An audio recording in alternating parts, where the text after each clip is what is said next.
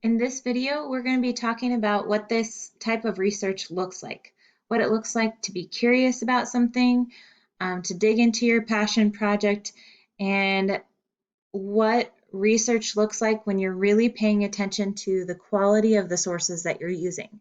So we're going to start actually in our process journals. So in your OneDrive, where you saved all of the documents, you're going to find your process journal. It looks like this, and you're going to fill out the date. I'm going to fill out the date here.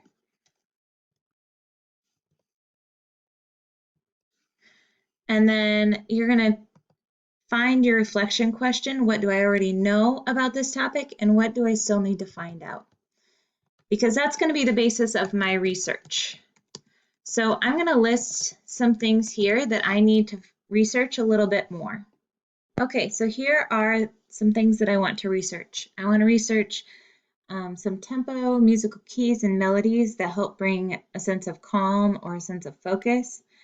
I know that I need to know how to play some of the chords that would go within those musical keys or that would be played within those melodies.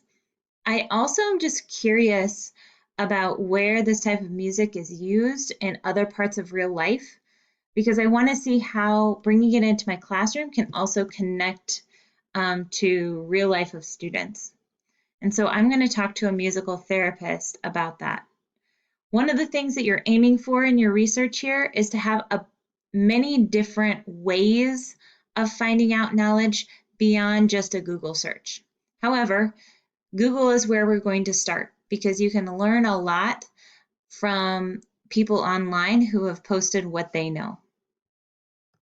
From here, I also want to be an informed researcher, and so I'm going to find the source called Evaluation of Sources, or the document called Evaluation of Sources.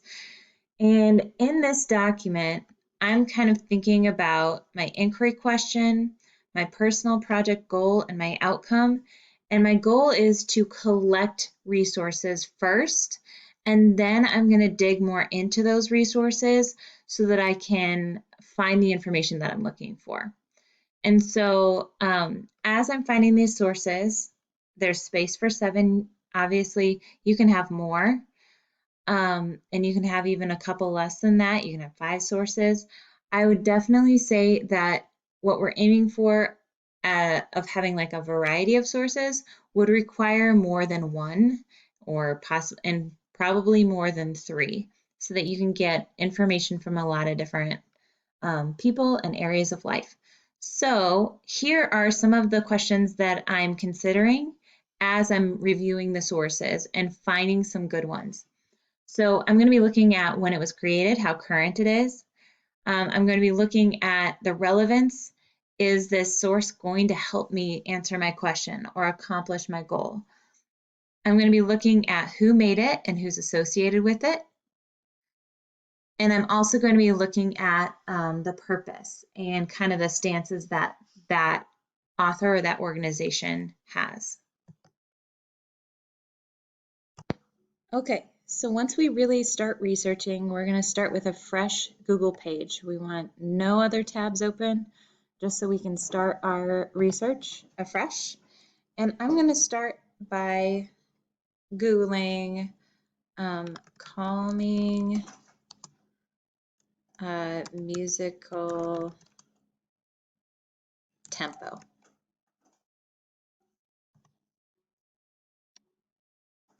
Okay, and the first thing that I noticed is that there are a lot of videos about it. I see an EDU resource.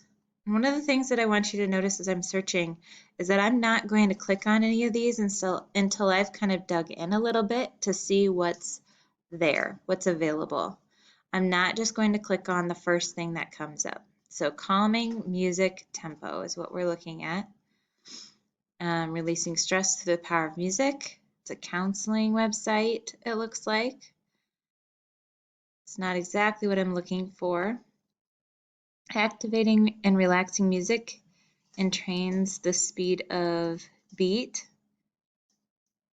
I don't know really what that means. The range of those beats per minute marks the resonance zone for walking. Okay, that's not really what I'm looking for.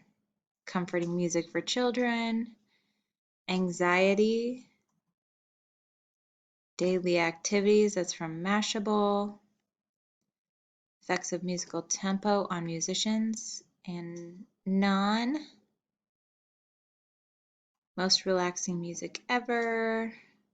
Okay, I think I need to be more specific because a lot of this is about anxiety. And so I'm looking for tempo to help students focus. Let's try that one. Okay, this is a PDF and it's a .org. This is about the effects of musical tempo on memory performance, and it looks like it was a study. So I'm not going to click on it yet. Noisy learning, a tempo activity, some other EDU. There's a Pinterest that I could dig into and maybe find some good sources there. How to teach rhythm. Okay, so as I've looked through these sources, I think I found one pretty good source here that I want to make note of, but I also am interested in these different searches. The effect of music tempo on concentration and task performance is something that I might want to click on at some point. However, I know Google will give me exactly what it thinks that I want, and so there might be additional sources on a second page. See, this one's really good. I might continue to look on the third page and the fourth page of results to find some different sources. So once I've found a couple of sources that I want to dig into, then I'm going to click on them and take a look at some things around it. So the first I want to take a look at the source. I want to look at what type of source it is and where it's coming from. This is Semantic Scholar, which holds some papers from all fields of science. And so this is going to be very much a sciencey type paper, and I'm not sure if that's what I'm looking for. So what I'm going to do is I'm going to read this paragraph right here to help me understand if this is something that I want to use as a source.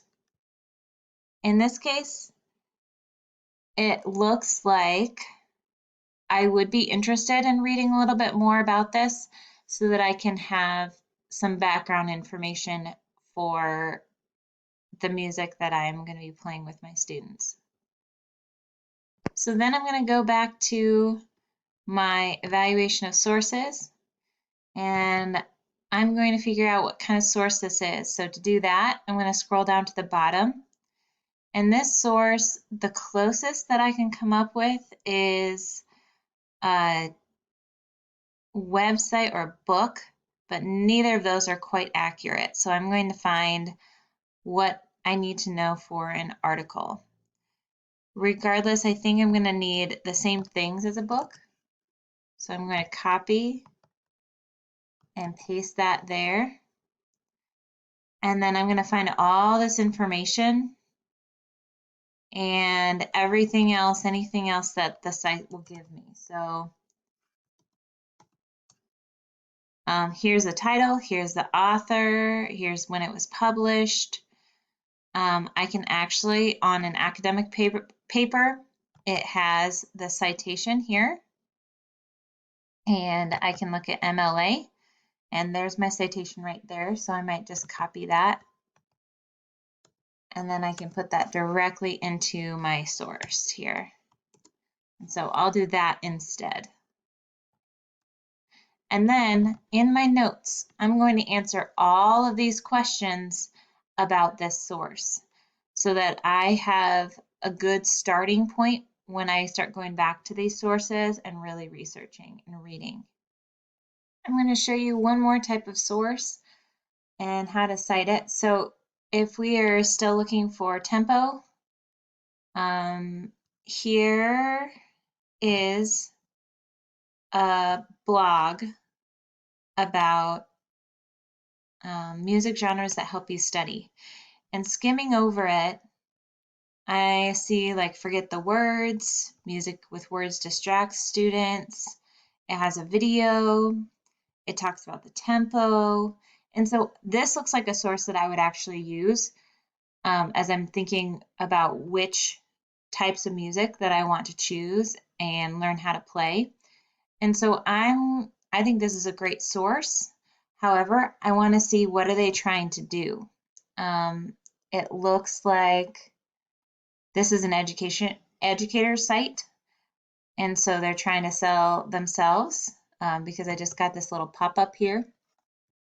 But I want to know a little bit more about Connolly Music, and so I'm going to do what's called lateral reading, and you'll learn more about lateral reading in the next video.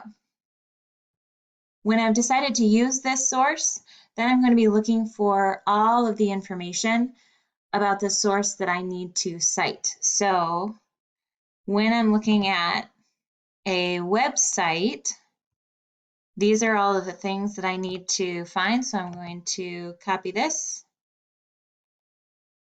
and paste it as my number 2.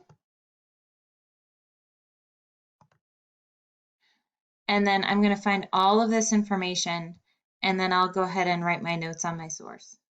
Okay, so after I've added all of the information from the blog, I went ahead and I evaluated the source. And so a couple things that I wanted to mention about this source evaluation is that I mentioned what kind of source it is. It's a blog, that it's when it was created, so the date created, whether it's current or not, how helpful it was. I thought it was extremely helpful. Who made it or is associated with it. I talked a little bit about Connolly Music and what type of company it is. And then the bias or the purpose. One of the things that I noticed at the bottom of the website was that there is a Connolly family of brands, and it includes a company called Baroque Bling. And since Baroque music was really the focus of this blog, it made me think that I should verify somewhere with another source that Baroque really is a type of music that helps concentration. So that's all you're answering in your source evaluation is these questions after you've collected the information about your source. So again, as you're researching, you start first with your process journal, and then you go to the evaluation of sources and remember what you're looking for. Then finally, you go into Google and do some searching, not just staying on that first page and not choosing the first source that comes up, but digging down a little bit and finding some different sources that you may want to click on later. And then finally, you take information from a source that you've found that you like and copy it next to the number, and then do your source evaluation. The next task is dedicated to researching and actually reading those sources and finding some notes, writing some notes about them that will help you in your project.